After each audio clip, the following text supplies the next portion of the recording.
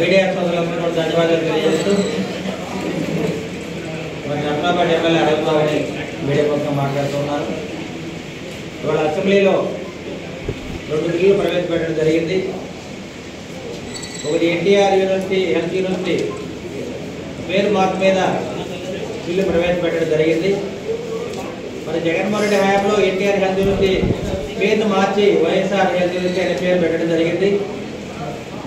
మరి ఎన్నో ఏళ్లుగా ఎన్టీ రామారావు గారి పేరు మీద ఎన్టీఆర్ హెల్త్ యూనివర్సిటీ పేరు ప్రపంచవ్యాప్తంగా చాలా ప్రసిద్ధి పొందింది. అటువంటి గొప్ప పేరు తొలగించి 2022లో జగన్మోహన్ రెడ్డి గారు వైఎస్ఆర్ హెల్త్ యూనివర్సిటీ పేరు పెట్టడం జరిగింది. దీనివల్ల ఎవరైతే మెడికల్ గ్రాడ్యుయేట్స్ ఉన్నారో, ఎవరైతే విదేశాల్లో ఉన్నారో వాళ్ళందరూ కూడా చాలా ఇబ్బందులు పడుతూ ఉన్నారు. 5 ఏళ్ళకి ఒకసారి ఇండియా వచ్చి స్టడీ సర్టిఫికేట్ తీసుకోవాల్సిన పరిస్థితి కాబట్టి మరి ఎన్టీఆర్ హెల్త్ యూనివర్సిటీలో నుంచి స్టడీ సర్టిఫికేట్ తీసుకెళ్ళి వాళ్ళందరూ కూడా మళ్ళీ YSR health university study certificate తీసుకెళ్తుంటే అక్కడ వాళ్ళందరూ కూడా ఇది ఒక ఫేక్ సర్టిఫికేట్ అని మరి కామెంట్ చేయడం జరిగింది. కాబట్టి ఎన్నో ఇబ్బందులు పడుతున్న విదేశాల్లో ఉన్న మెడికల్ గ్రాడ్యుయేట్స్ అందరూ కూడా అండగా ఉండడానికి వాళ్ళ నారా చంద్రబాబు నాయుడు గారు, హెల్త్ మినిస్టర్ గారు అందరూ కూడా బిల్లును పాస్ చేయడం జరిగింది. ఆ బిల్లు ప్రాముఖ్యత ఏంటంటే ఏదైతే వైఎస్ఆర్ హెల్త్ యూనివర్సిటీ పేరు మీద ఉన్న ఆ పేరు తొలగించి వాళ్ళ ఎన్టీఆర్ హెల్త్ యూనివర్సిటీ పేరును మళ్ళీ బిల్లు పెట్టుకొని వాళ్ళ ప్రవేశపెట్టడం జరిగింది. కాబట్టి అందరూ కూడా రాష్ట్ర వ్యాప్తంగా డాక్టర్లు చాలా సంతోషంగా ఉన్నారు. విదేశాల్లో కూడా అందరూ కూడా మెడికల్ గ్రాడ్యుయేట్ చాలా సంతోషంగా ఉన్నారు. ఈ కార్యక్రమాన్ని ముందు నడిపించిన నారా చంద్రబాబు నాయుడు గారికి ఒక డాక్టర్గా నేను కృతజ్ఞతలు తెలియజేస్తూ ఉన్నాను.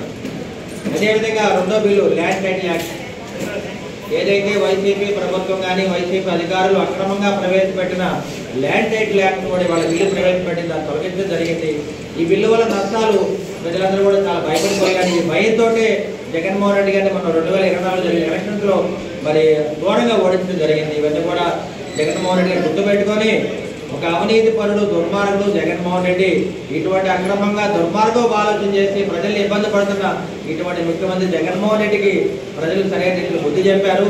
అదేవిధంగా ఇంకా కాదన్నట్టు దయ్యాలు వేదాలు వదిలించడానికి వాళ్ళు ఢిల్లీ వెళ్ళి ఇవాళ ఎక్కడైతే దుర్మార్గాలు జరిగినాయి, వినికొండలో ఇద్దరు రౌడీ షీటర్ల మధ్య తగా జరిగితే అది రాజకీయ రంగు పులిపై ఢిల్లీ వెళ్ళి వాళ్ళ ధర్నా చేస్తున్నా అంటే జగన్మోహన్ రెడ్డి గారు సిగ్గుపడాలి.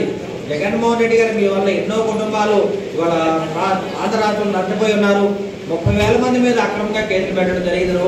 అదేవిధంగా 3,000 మంది మీద రౌడీ షీట్ ఓపెన్ చేయడం జరిగింది.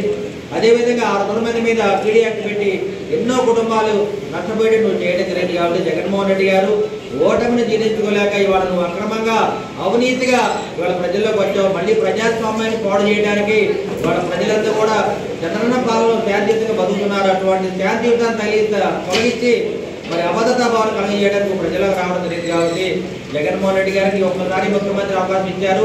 ఆ పీరియడ్ అయిపోయింది. నీకు ఎప్పుడు కూడా ప్రజలు నీకు మళ్ళీ ముఖ్యమంత్రి అవకాశం ఇవ్వరు. నువ్వు ప్రజల్లోకి రావడం కూడా ప్రజలు ఒప్పుకోవట్లేదు. కాబట్టి జగన్మోహన్ రెడ్డి గారు నువ్వు అవినీతి దుర్మార్గుడు కాబట్టి ప్రజలకు దూరంగా ఉంటే మంచిదని మేలని చెప్పి మీడియా మమ్మల్ని తెలియజేస్తూ ఉన్నారు.